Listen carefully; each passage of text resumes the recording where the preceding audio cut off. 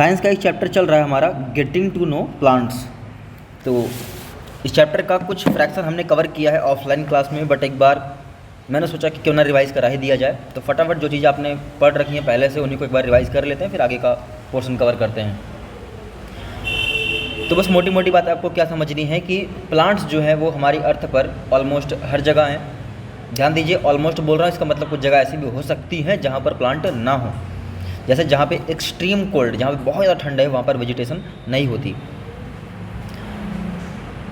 तो फिलहाल लैंड और वाटर दोनों जगह पे प्लांट्स पाए जाते हैं। टाइप्स की बात की जाए तो 2,50,000 टाइप के प्लांट्स हैं।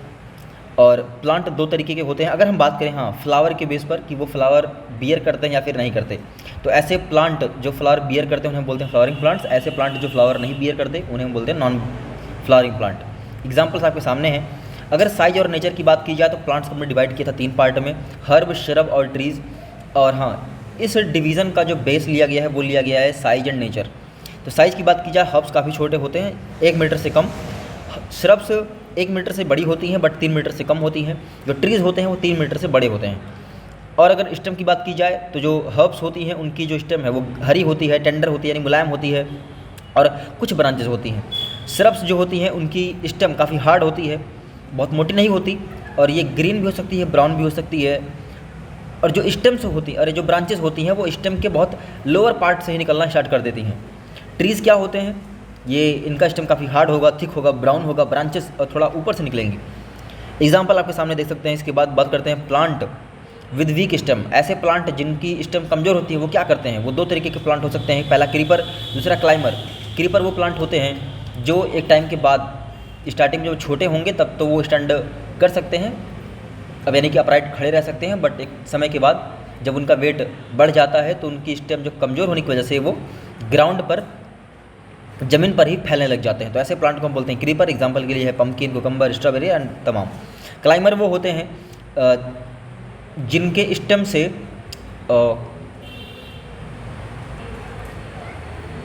टेंड्रिल्स निकलते हैं, और वो टेंड्रिल्स किसी भी ऑब्जेक्ट को जैसे ही टच करते हैं वो उसको चारों तरफ से घेर लेते हैं और एक सहारा बना लेते हैं।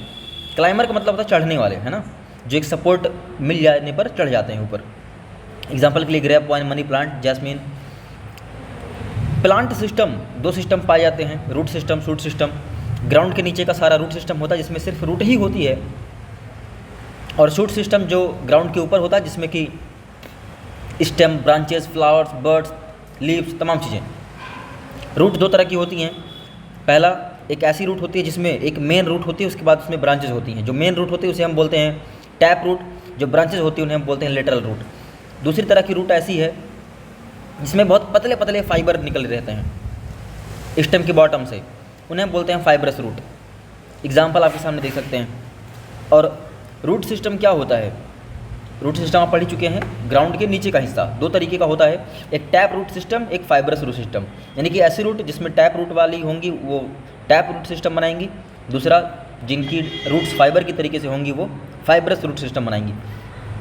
रूट्स के फंक्शन की बात की जाए तो ये सॉइल इरोजन को प्रिवेंट करती हैं और उस प्लांट को बहुत फर्मली से, बहुत मजबूती से ग्राउंड में खड़ा रखती हैं, और इसीलिए हम रूट्स को बोलते हैं एंकर ऑफ द प्लांट। और एक बड़ा इंपॉर्टेंट रोल ये प्ले करती हैं वाटर और मिनरल को एब्जॉर्ब करने का।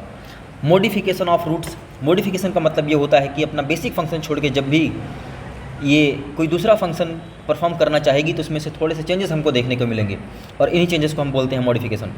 तो पहला मॉडिफिकेशन देखते हैं हम कि स्टोर फूड, यानी कि खाने को स्टोर करने के लिए मॉडिफाई हो जाती हैं। जैसे कि रेडिश, कैरेट, टर्निप। अगर जो इनका हम पार्ट खाते हैं, ध्यान दीजिए, वो रूट है और वो एक नॉर्मल रूट तो नहीं है, उसका शेप बाकियों से कुछ तो चेंज है। तो चेंज इसलिए है क्योंकि उसमें मॉडिफिकेशन हो गया है। और मॉडिफिकेशन क्यों हो गया है, फूड को स्टोर करने के लिए, है ना। आपको पता है कि फूड कहाँ प्रिपेयर होता है, लीव्स में, और उन लीव्स ने क्या किया है, अपना फूड स्टोर कर लिया है उन रूट्स में, और हम उन्हें खा लेते हैं।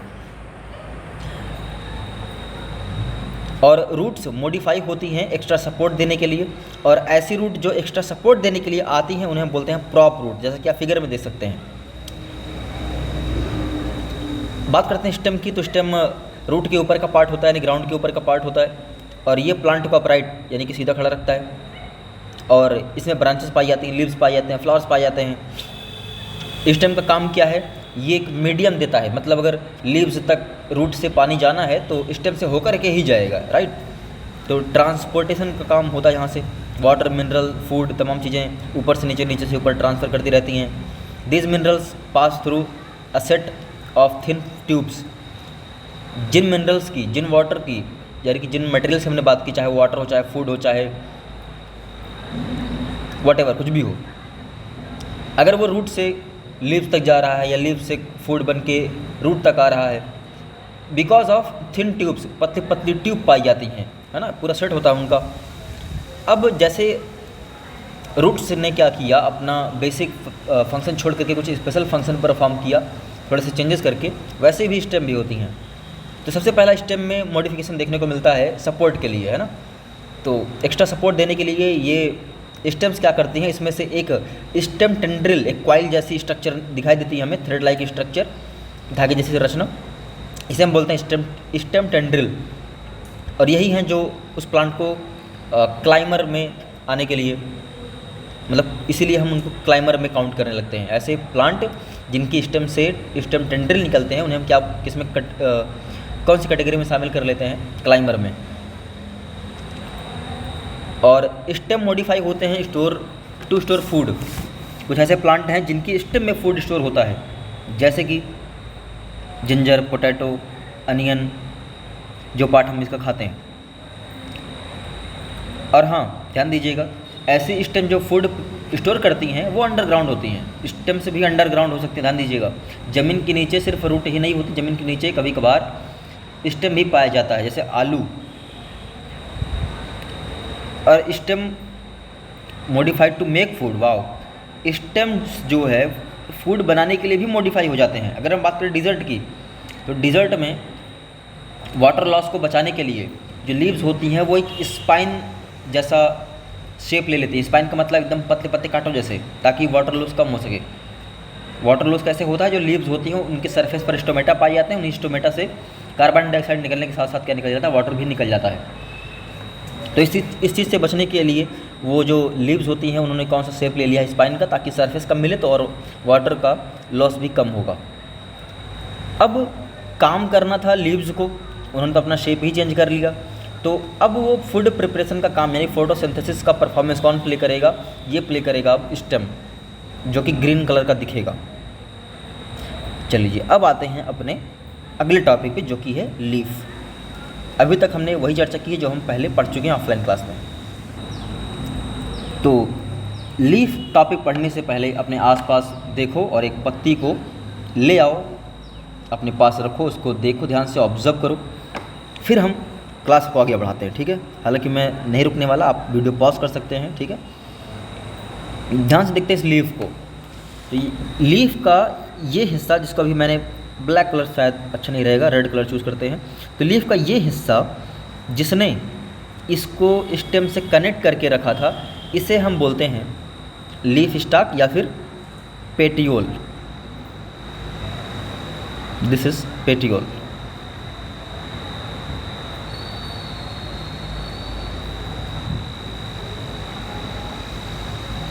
इसके बाद इस पेटियोल से हो करके एक हमें बीच में एक लाइन दिखाई दे रही है, जिसको अभी मैंने रेड किया। हालांकि रेड करने की ज़रूरत नहीं, आपको साफ साफ दिखाई दे रहा है, पहले भी पढ़ चुके हैं, कोई नई चीज़ नहीं है यहाँ पर। इसे हम बोलते हैं मेन वीन या फिर मिड रिब। क्या बोलते हैं, मिड रिब या फिर मेन वीन। और इनका काम क्या होता है, इन्हीं वीन्स से हो करके वाटर्स और मिनरल्स लीफ तक आते हैं, और इन्हीं वीन्स से हो करके प्रिपेयर फूड प्लांट की अदर पार्ट में जाता है। आगे देखिए, ये जो मिड रिब है ये कई ब्रांचेज में डिवाइड हो रही है, और इन ब्रांचेस को हम बोलते हैं साइड वीन्स। इन ब्रांचेस को हम क्या नाम देंगे, साइड वीन्स। इनको हम नाम देंगे साइड वीन्स।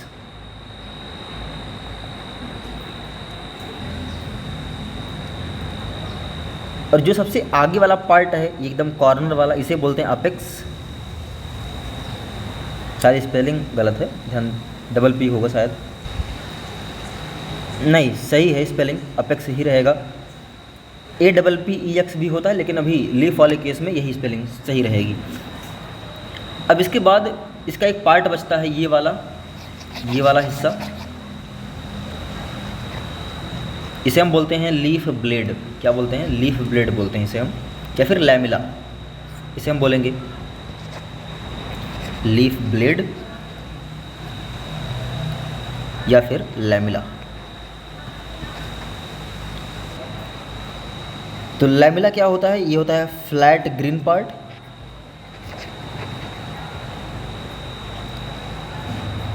और पेट्यूल क्या करता है? ये कनेक्ट करता है,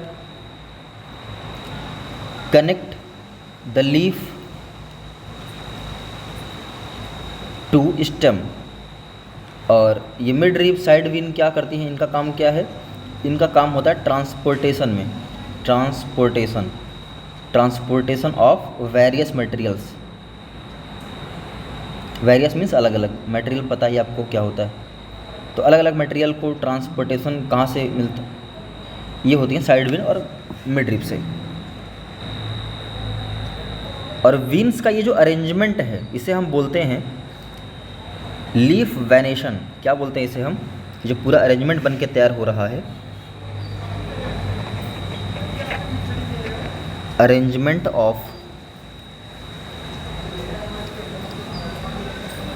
विन्स। विन्स का अरेंजमेंट क्या कहलाता है? लीफ वेनेशन, सॉरी गलत बोल दिया था, वेनेशन बोल दिया था, लीफ वेनेशन। थोड़ा सा मैं आपको चाहता हूँ कि आप पिछला याद करें। जो रूट होती है दो तरह की होती है, राइट?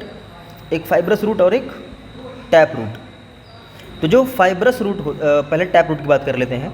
जो टैप रूट होती हैं उनकी लीव्स कुछ इस तरीके से आपको देखने को मिलेगी, यानी कि जिसमें मिड रिब होगी और उसमें ब्रांचेज होंगी और साइड वेन निकली होंगी। दूसरी ऐसे प्लांट होते हैं जिनके पास होती है फाइब्रस रूट। तो फाइब्रस रूट वाले प्लांट की जो लीव्स होती हैं वो इस तरीके से होती हैं जहाँ पर आपको मेन वेन साइड वेन का पता ही नहीं चलेगा। मतलब यहाँ पे वेन्स तो हैं लेकिन सारी की सारी क्या है? पैरेलल हैं। ठीक, तो रूट्स दो टाइप की हैं, इसलिए जो इनका लीफ वेनेशन है ये भी दो टाइप का होगा। लीफ वेनेशन का मतलब अरेंजमेंट ऑफ विन्स। तो विन्स का अरेंजमेंट भी हमें दो तरीके का देखने को मिलता है और डिपेंड करता है उनकी रूट कैसी है, ध्यान दीजिएगा। तो अगर रूट्स कैसी हैं, टैप रूट सिस्टम है, अगर यहाँ पे कौन सा सिस्टम है? टैप रूट वाला सिस्टम है। तो टैप रूट वाले प्लांट में ये जो आपको वीन वाला अरेंजमेंट दिखाई दे रहा है, यानी कि ये नेट लाइक का मतलब नेट लाइक डिज़ाइन, जाल जैसे डिज़ाइन। तो इस वाले अरेंजमेंट को, यानी कि इस लीफ वेनेशन को हम नाम देते हैं रेटिकुलेट वेनेशन। इसे हम नाम देंगे रेटिकुलेट वेनेशन। दूसरा, यहाँ पे पहले बताइए कौन सी रूट है, यानी कि किस रूट वाले प्लांट में ऐसा होता है? ये होता है फाइब्रस रूट वाले प्लांट में। फाइब्रस रूट, अगर प्लांट में फाइब्रस रूट है तब उसकी जो विन्स दिखाई देंगी वो होंगी पैरेलल विन्स। तो ऐसे सिस्टम को हम क्या नाम देंगे? ऐसे वेनेशन को क्या नाम देंगे? ऐसे वेनेशन को नाम देंगे पैरेलल वेनेशन। एक बार रिवाइज कर लीजिए फटाफट। तो रूट दो तरह की होती हैं, टैप रूट और फाइब्रस रूट। ऐसे प्लांट जिनमें टैप रूट पाई जाएगी और उसमें नेट लाइक स्ट्रक्चर आपको दिखाई देगा, जाल जैसा, इन्हें हम बोलते हैं रेटिकुलेट वेनेशन। दूसरा, फाइब्रस रूट वाले जो प्लांट होते हैं उसमें पाई जाती हैं ऐसी लीव्स जिसमें विन्स बिल्कुल पैरेलल जाती हैं एक दूसरे के, और इस सिस्टम को हम बोलते हैं parallel venation. Now let's talk about functions of leaf. Functions of leaf, यानी कि एक लीफ का आखिर काम क्या होता है। सबसे पहले आपको तो ये पता ही होगा कि किचन ऑफ द प्लांट है, राइट? एक मिनट, उससे पहले डिस्कस कर लेते हैं कि जो लीफ का जो कलर होता है वो कैसा होता है? ग्रीन होता है। लीफ का कलर ग्रीन होता है। रीज़न क्या इसके पीछे? रीज़न इसके पीछे एक पिगमेंट है जिसे हम बोलते हैं एक मिनट, लीफ का कलर ग्रीन होता है, इसके पीछे रीज़न क्या है? रीज़न है ग्रीन पिगमेंट, जिसे बोला जाता है क्लोरोफिल। रीज़न क्या है? ग्रीन पिगमेंट, और उस पिगमेंट का नाम है क्लोरोफिल। ठीक है, और ये क्लोरोफिल किस में पाया जाता है? क्लोरोप्लास्ट में पाया जाता है। ये तो चलो पहली बात हो गई। दूसरी, लीव्स जो होती हैं, लीव्स मेक फूड। लीव्स क्या बनाती हैं? फूड प्रिपेयर करती हैं। कैसे प्रिपेयर करती हैं? With the help of water. Water इनको कहाँ से मिलता है? वाटर मिल जाता है इनको सॉइल से। वाटर कहाँ से मिलता है? सॉइल से। कौन एब्जॉर्ब करता है भैया? रूट से एब्जॉर्ब करती हैं। और इनको चाहिए होता है कार्बन डाइऑक्साइड, इनको चाहिए होता है कार्बन डाइऑक्साइड। ये इनको कहाँ से मिलता है? ये मिलता है हमारे एटमॉस्फेयर से। एटमॉस्फेयर का मतलब वातावरण। और कौन एब्जॉर्ब करता है? एब्जॉर्ब करता है भैया स्टोमेटा। कौन एब्जॉर्ब करता है? स्टोमेटा। इसके बाद इन्हें चाहिए होती है सनलाइट। इन्हें चाहिए होता है सनलाइट। सनलाइट कौन देगा? सनलाइट सन से ही मिलेगा। लेकिन कौन लेगा? ट्रैप कौन करेगा? ट्रैप करने का काम होता है क्लोरोफिल का। ध्यान सुनिएगा, ये लाइन काफ़ी इंपॉर्टेंट है। लीव्स अपना फूड खुद से प्रिपेयर करती हैं। किसकी हेल्प से? वाटर की हेल्प से। वाटर कहाँ से आता है? सॉइल से आता है। कौन एब्जॉर्ब करता है? रूट से एब्जॉर्ब करती हैं। कार्बन डाइऑक्साइड की जरूरत होती है, कहाँ से आता है? एटमॉस्फेयर से। कौन एब्जॉर्ब करता है? स्टोमेटा। सनलाइट की ज़रूरत पड़ती है, कहाँ से आएगी भाई? सन से ही आएगी। कौन उसको ट्रैप करेगा? क्लोरोफिल। तो ये बड़ी इंपॉर्टेंट बात याद रखिएगा कि जो क्लोरोफिल है इसका स्पेशल फंक्शन लिख सकते हैं हम अलग से। क्लोरोफिल का फंक्शन हम अलग से लिख लेंगे कि क्लोरोफिल का काम क्या होता है। ये ट्रैप करता है सनलाइट को। Trap sunlight and convert the solar energy into chemical energy. ये थोड़ा आपके समझ से परे होगा, बट पता होना चाहिए। बड़ी क्लासेस में जाने के बाद सब कुछ क्लियर हो जाएगा कि क्लोरोफिल क्या करता है। सनलाइट को ट्रैप करेगा और उस सोलर एनर्जी को, ध्यान दीजिए, जो सनलाइट उसने ट्रैप की है वो कौन सी एनर्जी है? सोलर एनर्जी है। अब उसको केमिकल एनर्जी में कन्वर्ट करने का काम किसका है? क्लोरोफिल का। ये दो काम करेगा क्लोरोफिल। अब जो प्रिपेयर्ड फूड होता है, ध्यान दीजिएगा, जो आपका प्रिपेयर्ड फूड होता है वो शुगर की एक फॉर्म होती है जिसे हम बोलते हैं ग्लूकोज। शुगर की कई सारी फॉर्म भी होती है, आपको पता होना चाहिए। शुगर कई रूप में पाया जाता है। एक मिनट, यहाँ पे तो नाम नहीं लिखा गया ना, फोटोसिंथेसिस। वेट एक मिनट। और ये जो प्रोसेस है, इस प्रोसेस को हम क्या बोलते हैं? इस पूरे प्रोसेस को, मतलब लीव्स का वाटर, सनलाइट और कार्बन डाइऑक्साइड की प्रेजेंस में अपना फूड प्रिपेयर करना कहलाता है फोटोसिंथेसिस। क्या कहलाता है जी? फोटोसिंथेसिस। चलिए अब आगे बात करते हैं। तो कहाँ थे हम? हम पहुँचे थे कि जो फूड प्रिपेयर हुआ उसकी बात है। जो प्रिपेयर्ड फूड है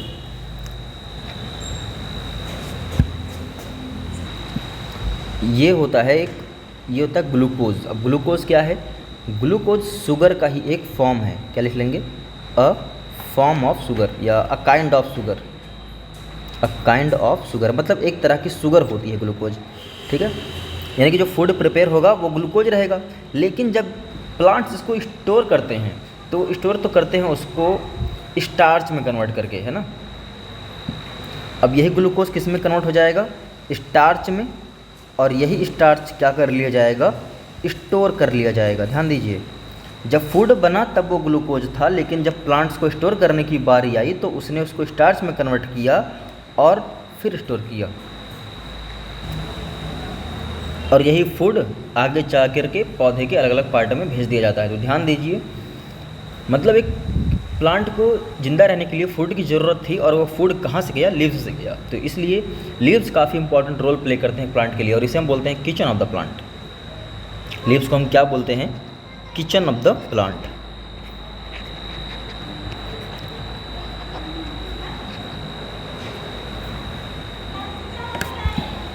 अगला फंक्शन क्या है इनका कि जो लीव्स हैं ये वाटर भी रिलीज़ करती हैं, है ना।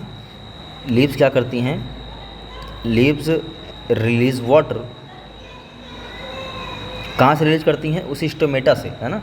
क्योंकि अभी थोड़ी देर पहले बताया गया था कैक्टस वाले सीन में कि जब प्लांट कार्बन डाइऑक्साइड इन्वायरमेंट में छोड़ते हैं या ऑक्सीजन छोड़ते हैं, देखो ध्यान से, दोनों चीज़ें हैं।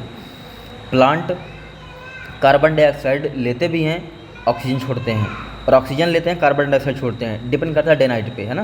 तो कुल मिला के जब प्लांट कोई भी गैस छोड़ रहे होते हैं उस समय वाटर भी थोड़ा बहुत वो रिलीज करते हैं। तो leaves release water from the plant,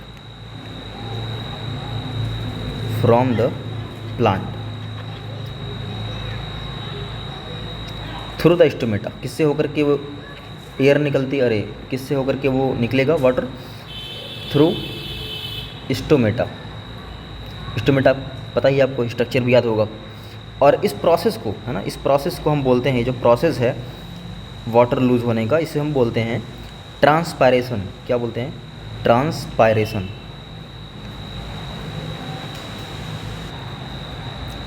और देखो कोई चीज़ बिना मतलब के तो होती नहीं, तो इसलिए जो ट्रांसपायरेशन है ये हेल्प करता है उस लीफ को कूल रखने के लिए। It helps in cooling down the leaves, यानी कि लीव्स इससे ठंडी रहती हैं। ध्यान दीजिए, जिस भी सरफेस से वाटर इवापोरेट होगा वो सरफेस ठंडा होगा, ठीक है। इवापोरेशन जहाँ जहाँ होगा वो ठंडा होगा। ध्यान दो, अगर हमें जब पसीना हो जाता है और आँखें के सामने जाते हैं, थोड़ी सी हवा चल जाती है, काफ़ी ठंडा लगता है। क्यों, क्योंकि पसीना हुआ है, वाटर पार्टिकल्स हैं हमारे फेस पर या पूरी बॉडी पर।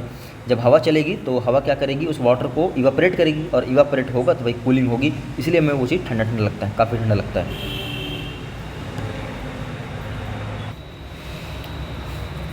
रूट्स और स्टेम की तरीके से लीव्स भी मॉडिफाई होती हैं, ठीक है। तो अगला टॉपिक क्या होगा अपना, मॉडिफिकेशन ऑफ लीव्स। सबसे पहली बात, लीव्स कब मॉडिफाई होती हैं, लीव्स मॉडिफाइड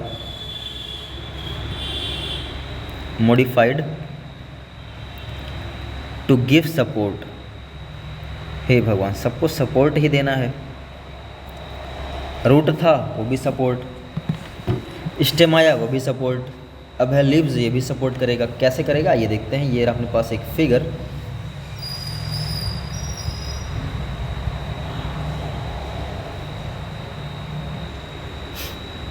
ये जो आपको दो फिगर दिखाई दे रहे हैं, पहले में ये पूरा प्लांट ले लिया मैंने, दूसरे में उस प्लांट की लीव्स हैं, मतलब दोनों एक ही पौधा है। इसका नाम क्या है, ग्लोरिसा।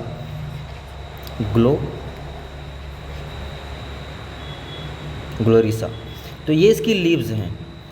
पहले वाले फिगर में तो इतना क्लियर नहीं दिख पाएगा, पहला फिगर बस इसलिए ताकि आपको पौधा पहचान में आ जाए।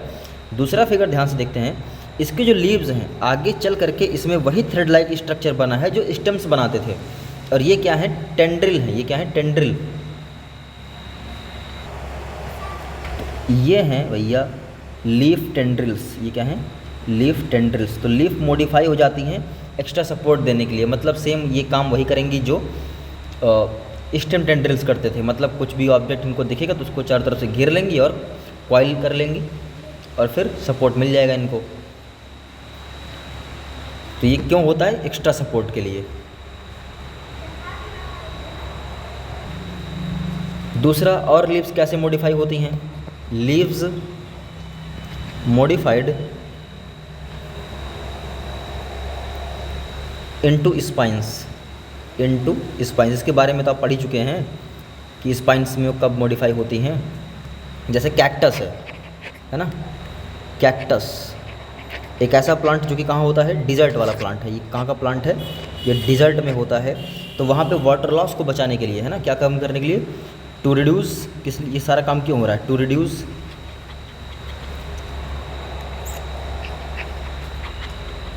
वाटर लॉस, यानी कि पानी की हानि को बचाने के लिए जो लीव्स होती हैं वो स्पाइन में कन्वर्ट हो जाती हैं। मतलब एक कांटा सा बन जाएगा ताकि वो वाटर लूज़ होने का सरफेस कम हो जाए और वाटर लूज़ कम होगा। और ये स्पाइंस एकदम कांटे जैसे होते हैं और कोई एनिमल इनको खा भी नहीं सकता। तो एक तरीके से एनिमल से क्या मिल जाती है, प्रोटेक्शन। एक प्रोटेक्शन भी मिल जाती है, किससे, प्रोटेक्शन फ्रॉम एनिमल्स। कोई जानवर इनको खा भी नहीं पाएगा। तो ये 2 रीज़न थे लीव्स के मॉडिफाई होने के। इसके बाद एक और पार्ट बच जाता है आपका फ्लावर्स का।